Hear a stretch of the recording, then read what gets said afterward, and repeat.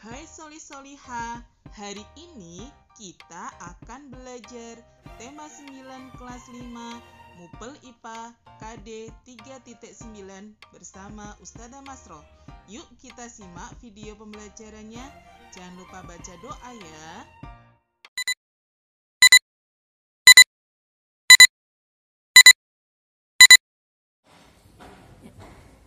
Hai semuanya, Assalamualaikum warahmatullahi wabarakatuh. Bagaimana kabarnya Soli-Soliha? Semoga semuanya dalam keadaan sehat dan bahagia. Nah, Ustazah punya air putih dan teh manis. Menurut kalian, apakah air putih dan teh manis ini sama? Ya sih, memang ini air putih dan teh manis itu sama-sama bisa diminum dan bentuknya pun sama-sama cair. Tapi ternyata beda loh. Nah, supaya kita lebih jelas akan kita bahas dalam pembelajaran kali ini. Coba kalian lihat di sekitar kalian, pasti ada banyak sekali benda-benda yang bisa kalian jumpai. Yang Ustazah pakai cincin, kemudian batu, air sendiri, emas, kayu, besi, seperti pagar ini, besi juga, itu juga merupakan materi.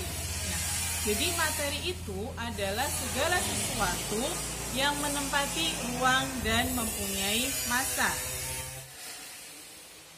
Berdasarkan komposisi penyusunnya, materi dibedakan menjadi dua, yaitu zat tunggal dan zat campuran.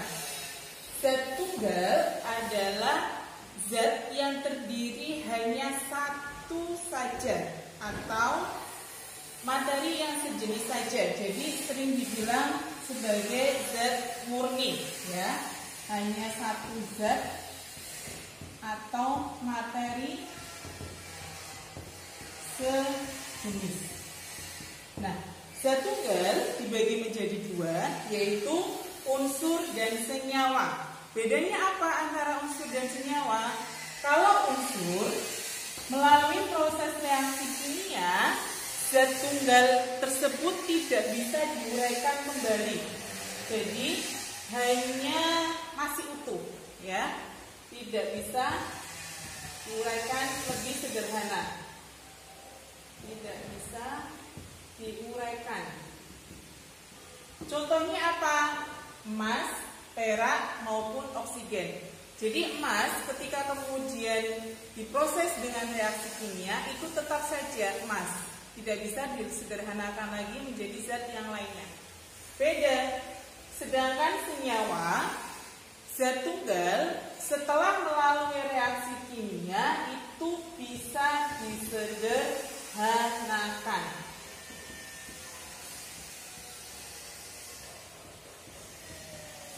Jadi sangat beda.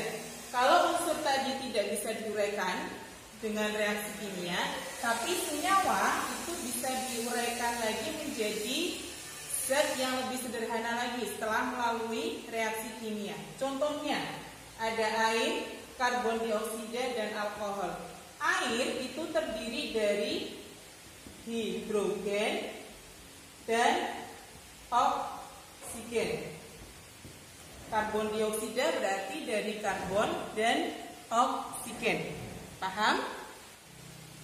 Sedangkan zat campuran berarti zat yang terdiri dari beberapa zat tunggal atau penyusunnya itu lebih dari satu zat tunggal. Lebih ya, berarti bisa 2, 3 ataupun sebagainya.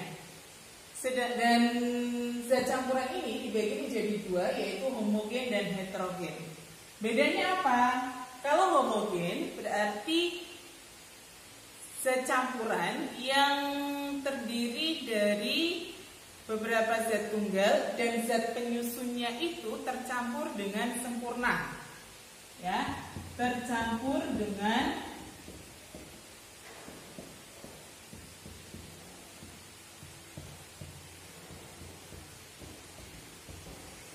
ketika sudah tercampur dengan sempurna, berarti zat penyusunnya tadi sudah tidak bisa dibedakan lagi.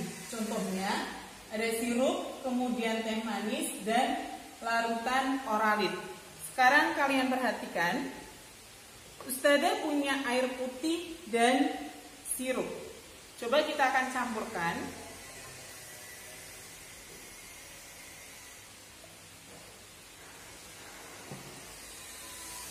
Nah,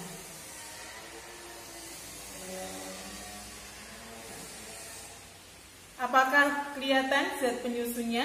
Bisa dibedakan? Tidak ya, karena ini tercampurnya sangat sempurna. Jadi benar-benar menyatu atau ngeblend. Ini yang disebut dengan homogen. Kemudian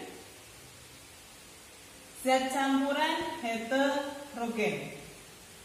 Kalau tadi homogen itu tercampur dengan sempurna, beda. Kalau heterogen itu adalah zat campuran, tapi zat penyusunnya itu tercampurnya tidak sempurna, ya.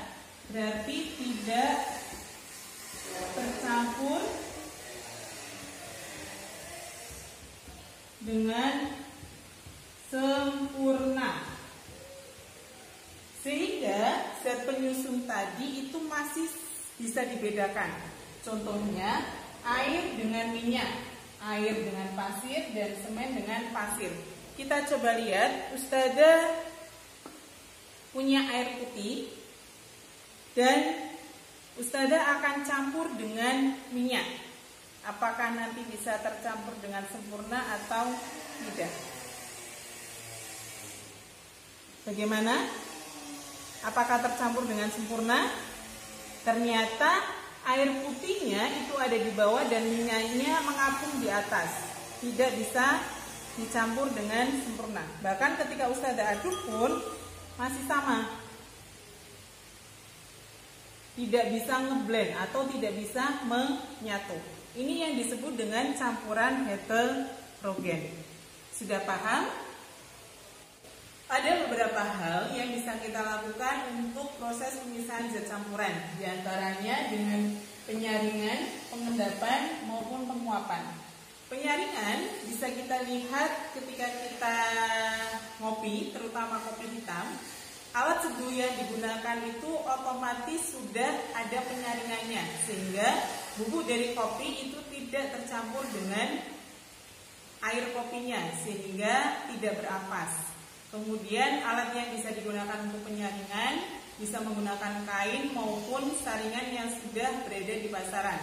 Kemudian dengan pengendapan, biasanya dilakukan untuk, bisa kita lihat ketika kita mau membuat air bersih. Ini contohnya air tanah. Air tanah itu air yang bersih itu nanti akan, dari ini butuh waktu yang lama ya, akan naik ke atas dan endapannya atau kotorannya itu pasti akan turun ke bawah. Nah, endapan ini atau kotoran ini akan terpisah dari yang bersih. Ini adalah salah satu contoh pengendapan. Tapi seringnya pengendapan itu membutuhkan waktu lebih lama. Kemudian penguapan. Penguapan bisa kita jumpai dari pembuatan garam. Pembuatan garam, air asin yang akan digunakan untuk pembuatan garam, airnya itu nanti akan menguap sehingga tinggal garamnya saja. Demikian pembelajaran IPA kita hari ini. Semoga mudah dipahami dan Ustazah memberikan tugas untuk kalian. Silahkan kalian bisa bereksperimen mencampur antara air dengan susu ataupun yang lainnya. Silahkan nanti buat laporannya ke Ustazah ya. Itu saja. Ustazah akhiri. Wassalamualaikum warahmatullahi wabarakatuh. Sampai jumpa lagi.